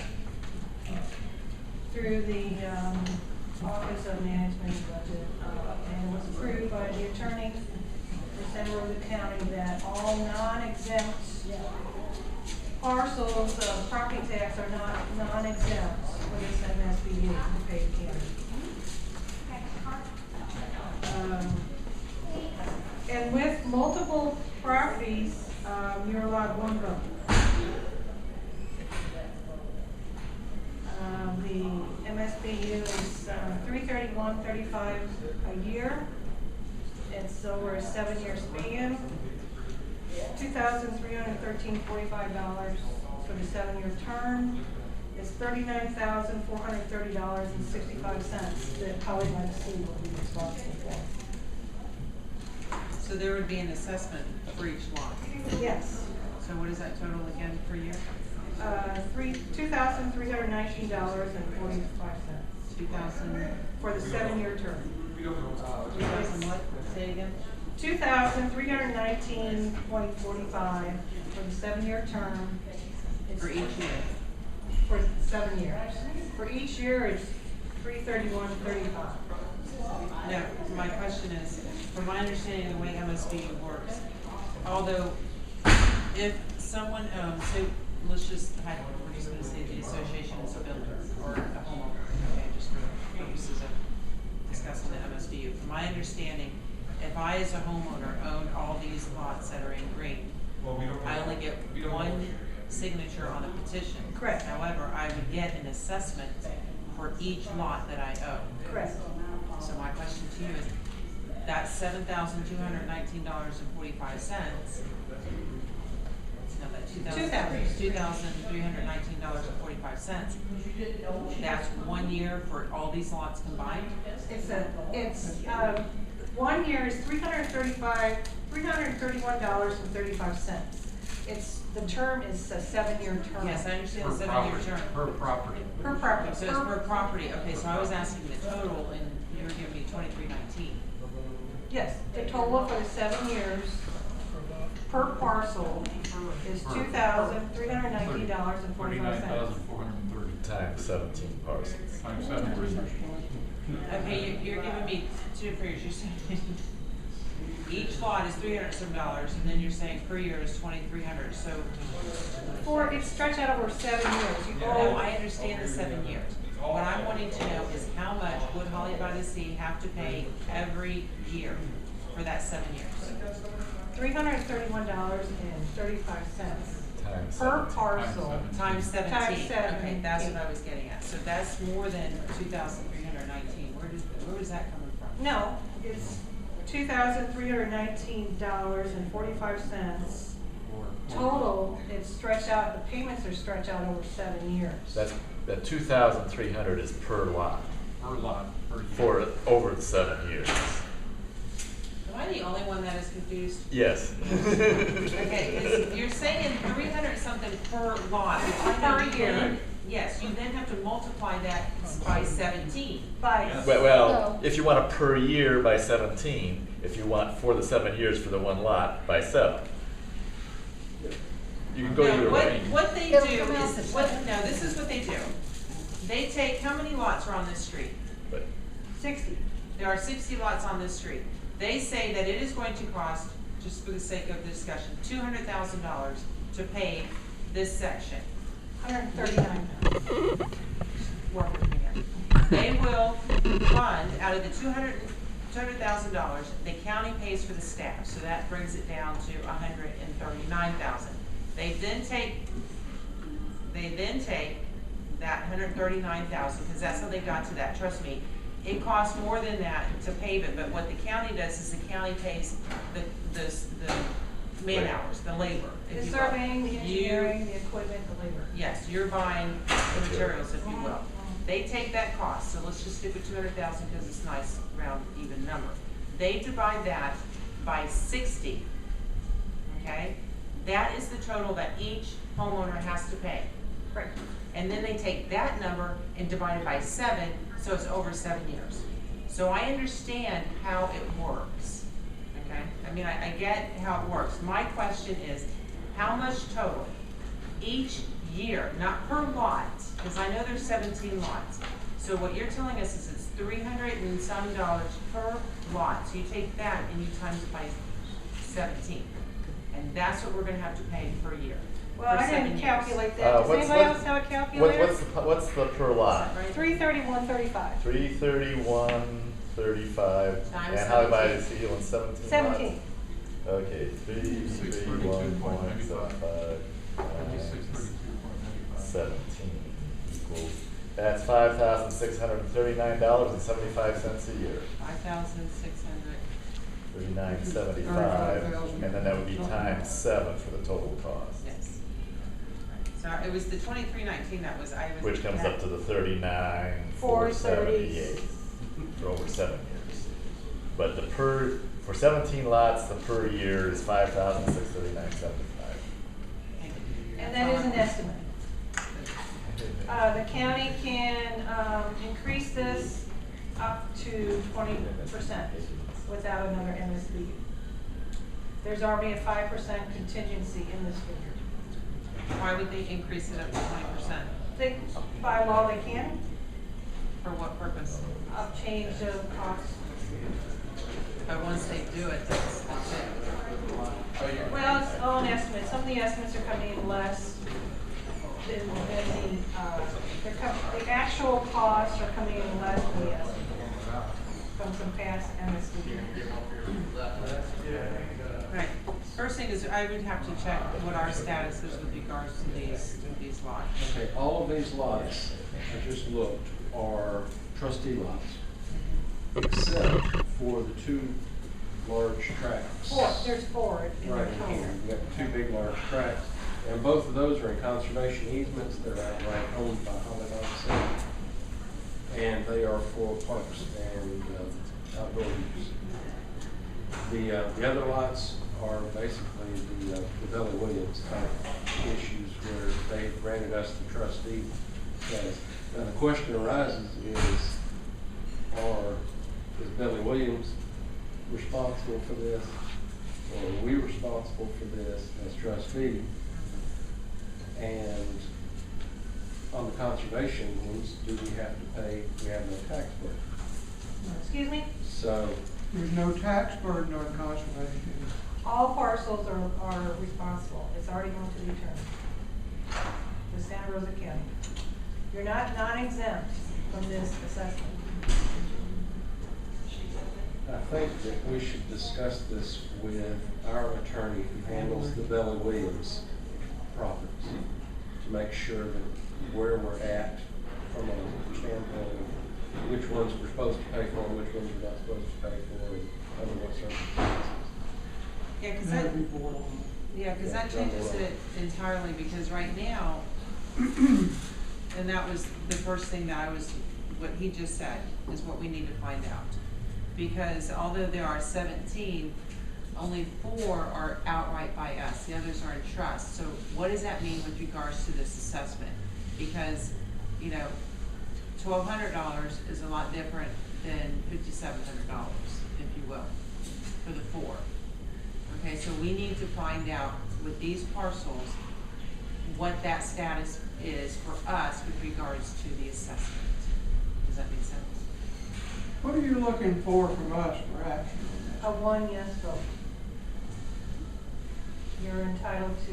One vote for 17 parcels. Or maybe only 4 parcels. Well, it might only be 4. Maybe Billy Williams gets a vote. Yeah. They haven't recognized that him as a voter. I don't. It's just one. Yeah, they recognize him as a taxpayer, because he's paying taxes on Holly's it. on all the properties listed as the As trustee, trustee. so don't know.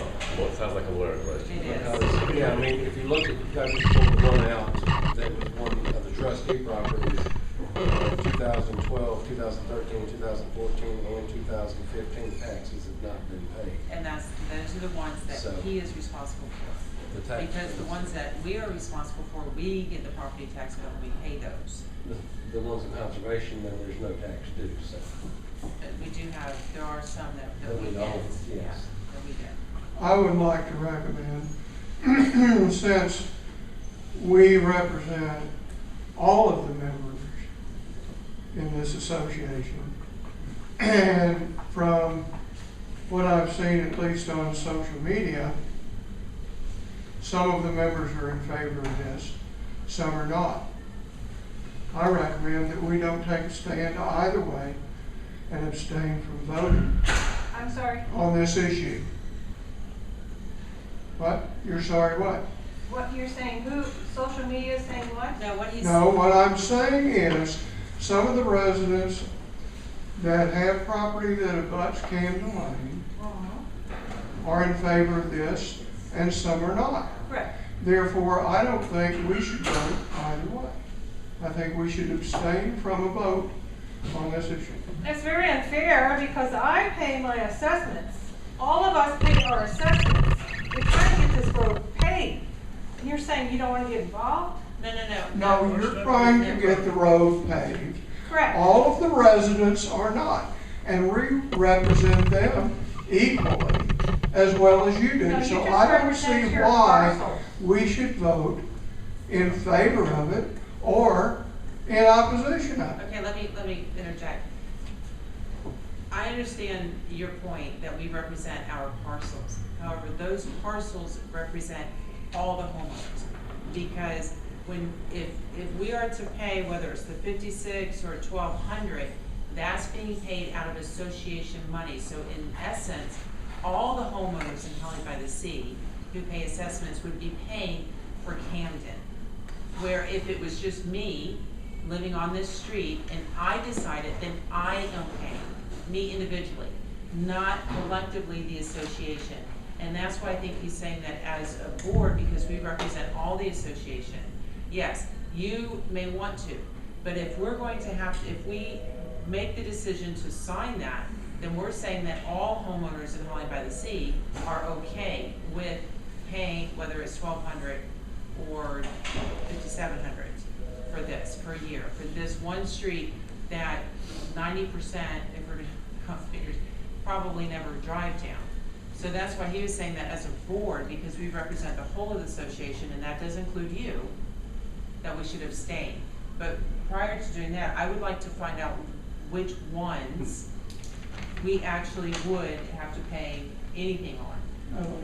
That would be the first step. And then I think we would have to either vote yes, vote no, or vote to abstain then. So I would like to table this until Thursday, pending more information on these four. I agree with that, but I'd like it, how far along are you of your percentage that you need? Things have changed. When Henry came here to our association in November, the county recognized only Santa Rosa County residents for parcels. If you owned a parcel and you did not live in Santa Rosa County, you were not included in this percentage. So and also at that time in November, it was 60% of those listed Santa Rosa County owner parcels. If that was true, I'm just shy of 2 votes. All that has changed. All 5 board members got rid of the policy about Santa Rosa County homeowners only. If I owned a lot and I lived down the street, then I would be included. So, how am I doing? Let's see. If you include your parcels, I just have 23 left of the street that haven't said yes. So you would have, so now if someone owns a parcel and lives in Texas, for example, you have to get theirs as well? Yes, yeah, I have to go England, France, Japan, Puerto Rico, Texas. Really, on that one street? Yeah. You said you're lacking 23 Well, responses, or 23 You need 23. in the affirmative. I'd rather not say right now. Yeah. May I ask, just, you say there's 60 parcels? Yes, But like R17 are only 1 vote. 1 vote. So you need 60% of. It's right now it's 66%, so I need 30. Oh, but we're only 1 vote, and Correct. we're 17 parcels. Correct. So if you subtract 17 parcels, that leaves 43 parcels. Don't you need 60% of 43? I need 60% of 45. There's Six- 45 parcels. You need, more. okay, 45 voting interests. Right. These 17 lots are one One vote. voting interest. So there's 45 voting interests. You need 60% of 45. Okay. And how close to the 60% are you? More than halfway. More than halfway, so you're 30% roughly. Oh, I'm not a math person. But, Well, I'm just trying to figure out, because, I mean, like, you talked about abstaining, I would like to at least stay out of it unless there's a situation where we're required to vote. Where if it comes down to they're one vote short, then we revisit and, make a decision. I just don't think we should cast a vote either. But I think we do need to know whether or not a majority of these lots are our And we need to responsibility know or if if they're they're Belly Williams. Are they counting, only those that are directly impacted on Camden, say a driveway or something like that, or are they counting anybody on the corners that's? these are all corner lots. Okay, but I mean, some of them face on other streets, Oh, it doesn't matter. Any that abut. anything but. Because right now, there are only, 3 houses actually on Camden? There's 3 houses. One is in a paved section of Camden. There are 11 garage entries to Camden. Will that person get assessed? The person that's already on the pavement? No, that's not included in the fee. And they are not tearing up the intersection streets. All right, so we're gonna find out what the status is with our attorney fees with regards to these properties. Okay. So just move it to I make a Thursday. move, well, then do we need to move it to Thursday?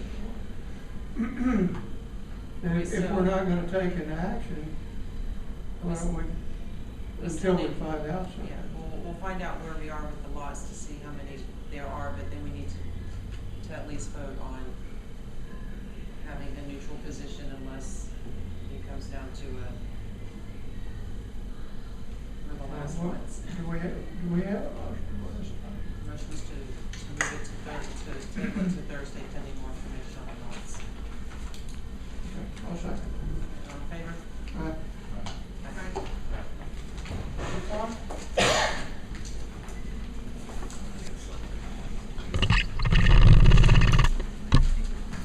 Homeowners, DBA Homeowners.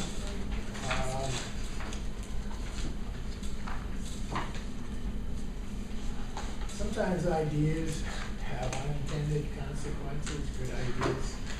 I think we've come across one.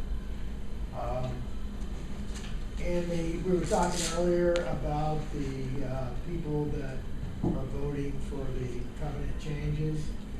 And so far, the response has not been overwhelming.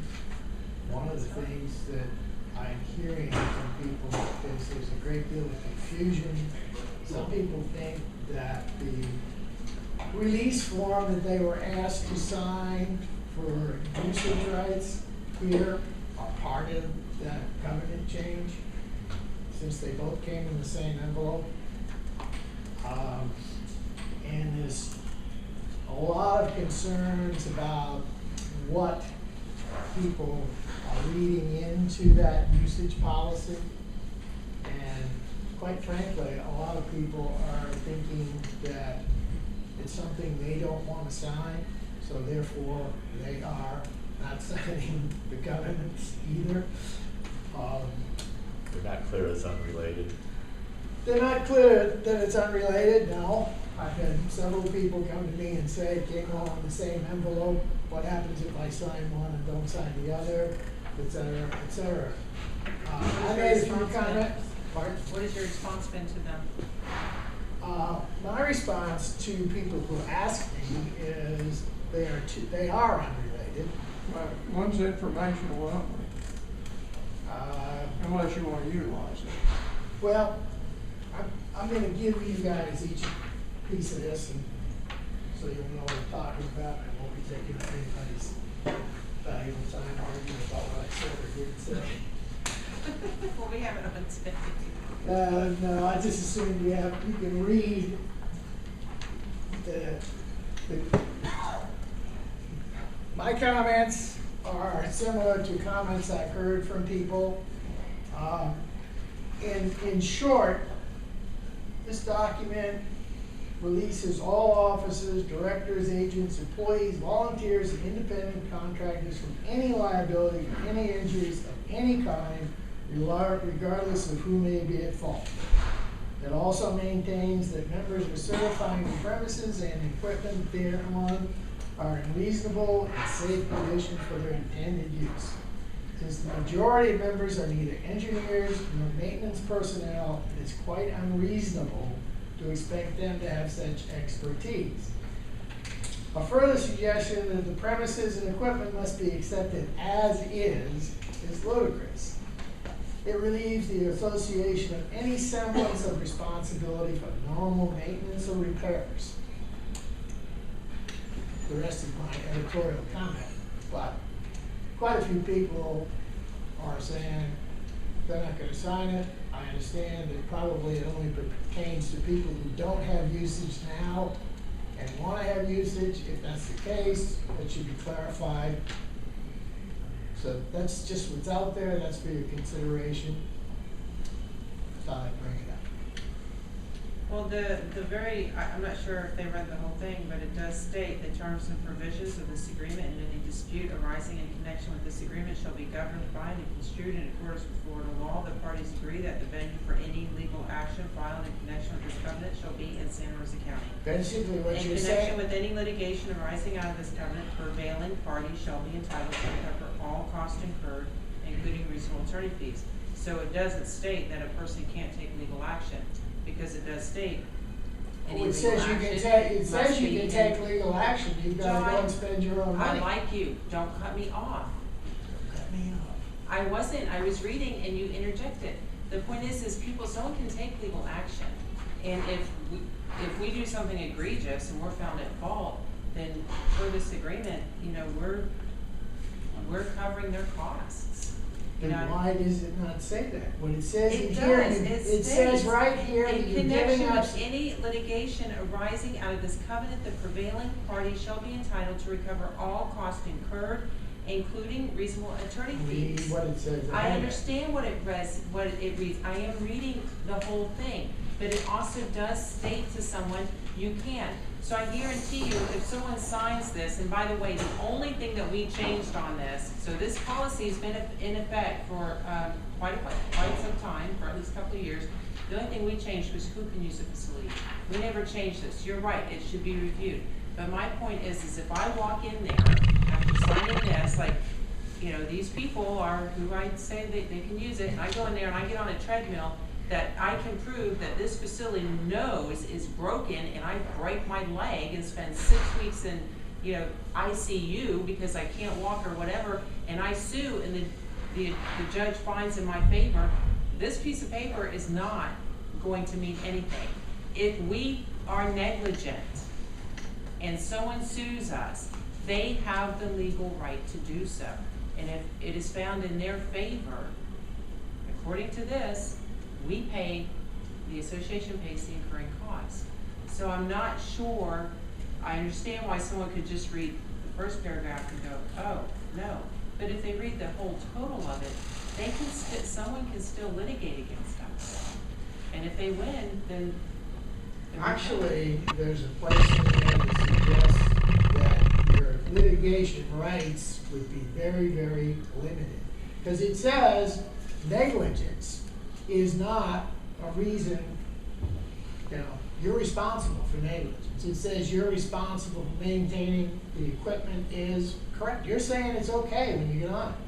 If somebody doesn't maintain a piece of equipment, right now, if one of your maintenance guys knows there's something wrong with the treadmill, I walk in there, there's no sign on it, he forgot to put a sign on it, he didn't fix it. I get on it, and halfway through my workout, it stops abruptly, I fall off it, I break my arm, I fall on the ground, I've got to go get medical attention. Basically what it says is, I said that machine was okay. That's what as is means. It says, I said it was okay. And it also says that if you sue us and you win, we pay your medical costs, we pay your attorney fees. If you win. Well, that's with any, even if we didn't have a hold harmless and you sued us, You can. if you lost, we wouldn't pay you anything. Well, I'm just making a comment, I'm telling you what people think, I'm telling you what. Well, you're saying if you win, well, that's a given. I mean, if you sue me. It's not a given that you win. That's what I'm saying, you're like, if you win, yes, if you win, we would pay. That is what a lawsuit is. One party sues another, whoever wins, either one pays and the other gets something, or, so that's the answer. But it does say any litigation would take place in Santa Rosa County, and the prevailing party is entitled to recover all costs. But what I can do, and what I will do, is, number one, thank you for bringing this to my attention. And the attorney read this, he did not say anything about this, but I will ask him to go over this section with a fine-tooth comb to ensure that people who use the facility have not given up any substantial rights in order to gain usage. That's been through 2 different. I know. levels. Three now. You've got my comments, you can do whatever. But there are people out there that are concerned about it. It may be clear to you, it may be clear to you, it may be clear to your attorney, but it's not clear to a lot of people who live in the community. And they feel like the board is somehow trying to pull a fast one on them and take rights away from them. I'm just telling you what people. As a matter of fact, I'm this reporting gives to people you a lot what of I rights. am being told by people that I know. And I appreciate that, but if you could let them know that this actually gives people more usage rights than they have under the covenants, if we enforce the covenants the way they are written, probably 80% of the people who use this facility would be barred at the front door. So I guess I can understand why someone would read the general and unconditional release and be a little fearful. Most of the people you're talking to is not applicable to. True. I just wish they would have brought it to our attention before we've been through 3 lawyers with it. Well, how would you bring it to your attention? Because it's been on the books. It was brought to your attention, not yours, it was a previous board. If you go to your webpage, under back usage policy, you'll see my comments that were brought up, because this also opens up to 720-305 basically applies to guests also. So now that you give people permission to use a facility, to suspend their usage rights after you've given them rights, they have to have a hearing before the fact. And all that's outlined in the research I did that's on the webpage, but it was prior to. Oh, are you talking about if they lie? Is that the part you're talking about? No, if you want to suspend, if you give somebody a privilege who doesn't already have privilege or has privilege now, Florida law says they have a right to a hearing before the fact, before they can be suspended, and notification. So by letting them use this facility, you're giving them those rights to have a hearing if you want to take those rights away from them. By letting them use the facility. You just can't terminate their rights because they did something wrong. No, the owner, what the rights are here. Are you referring to by number 9? I'm referring to the entire document. I don't have, I wish I had what The signatory is declaring all information is accurate. what I wrote, not all my comments that I had when I first. Because the owner, the one who has the usage rights, it's just like my children have usage rights because of me. Correct. Because they're children, they live in my home, and they are a family under the covenant. I know everybody. So if I have 6 people living in my home, and I fill this out, I am saying that these 6 people live in my home, they reside with me, and therefore have usage.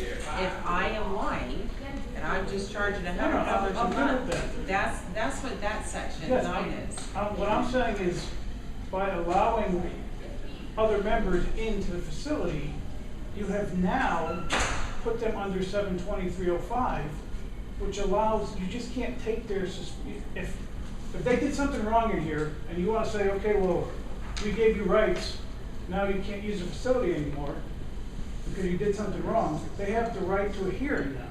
No, the only thing, Yes. this doesn't say if someone did something wrong. What this is saying is if they are not living and they don't live in Holley by the Sea, then they're not residents. Therefore, they have no rights because the owner has It says lied. it in 72305, and guests. But if they're not residents of Holley by the Sea, then by default, they would not have usage rights But anyways. you're giving them the right there on the page. The owner is. The owner is saying these people reside within my home, just like I filled out something that said shall be here and live, or my children.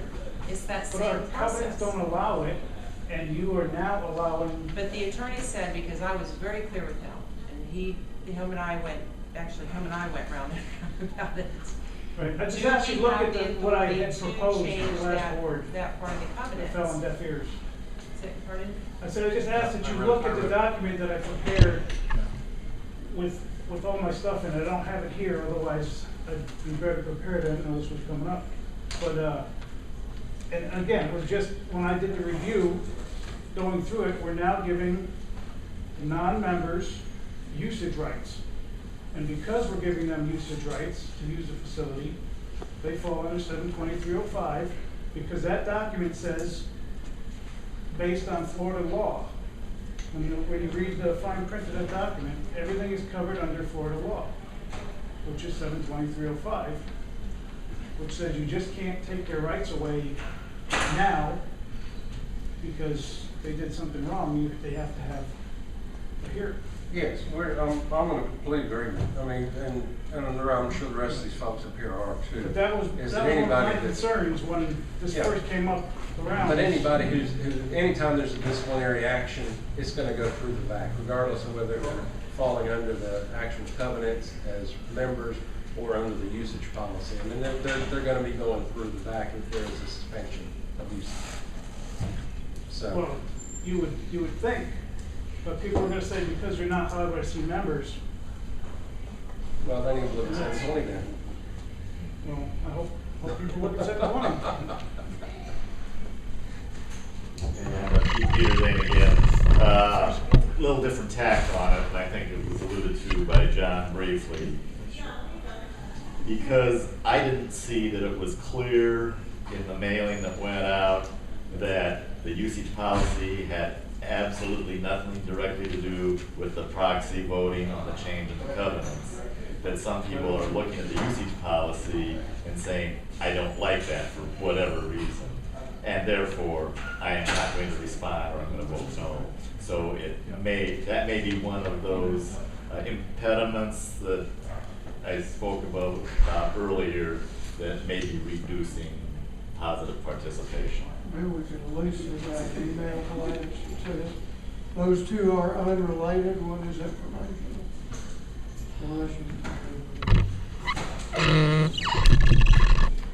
At least we can reach a number of people.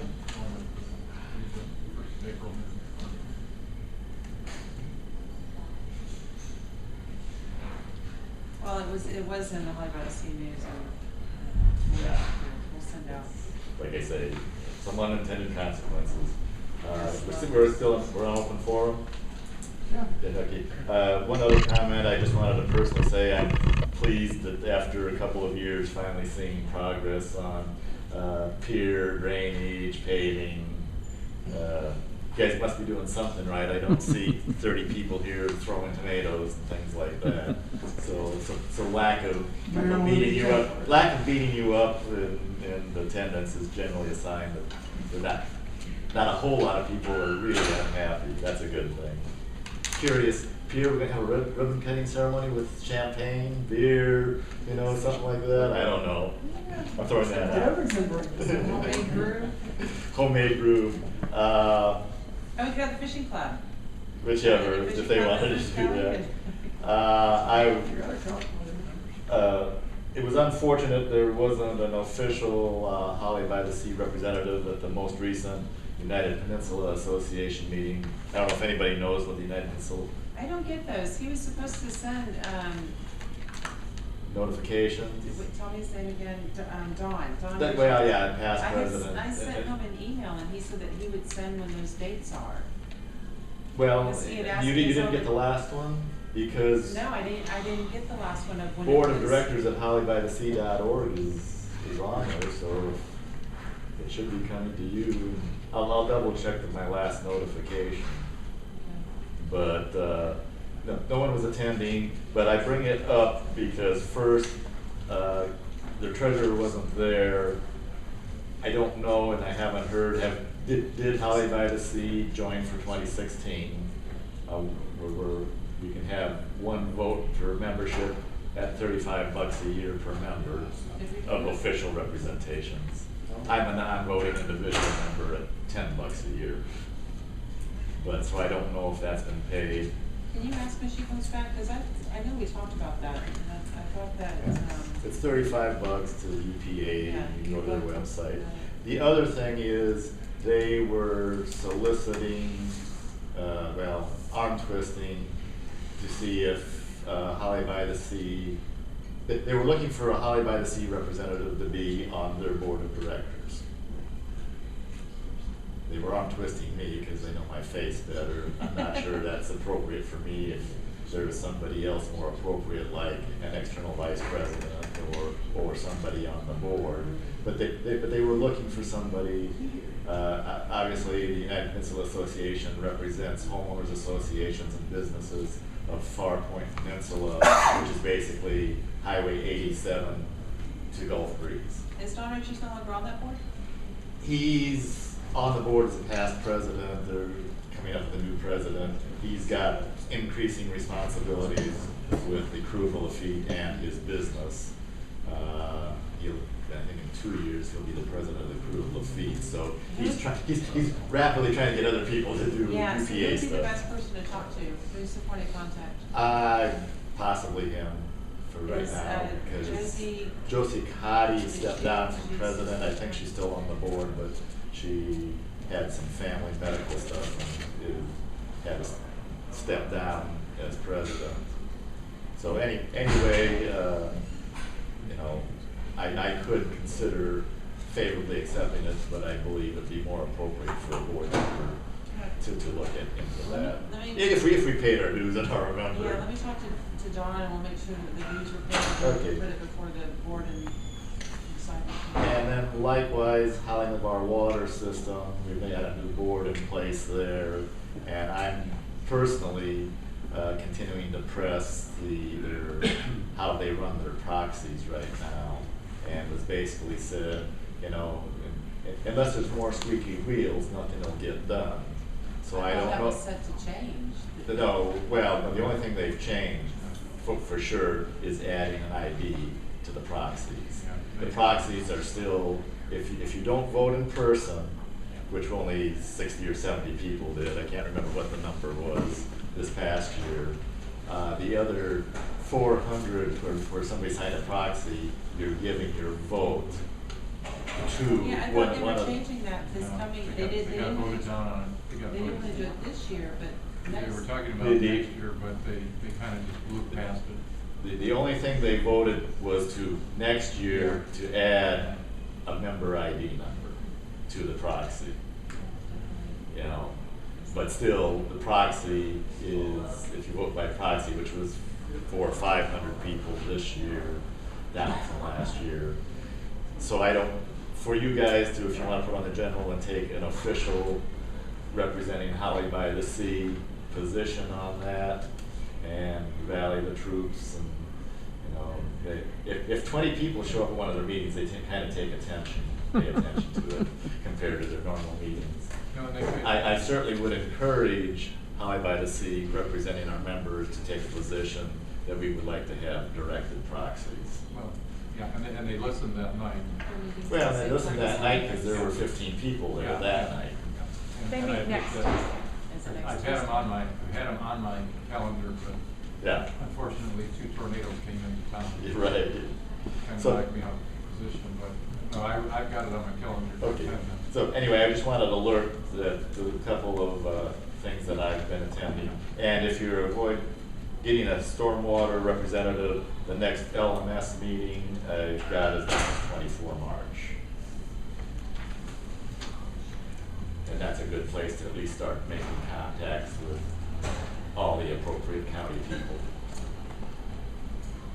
Thank you. Thank you, Pete. I just want to say that Sandy Maddox, Summit Drive, when I received the proxy, it was a little confusing.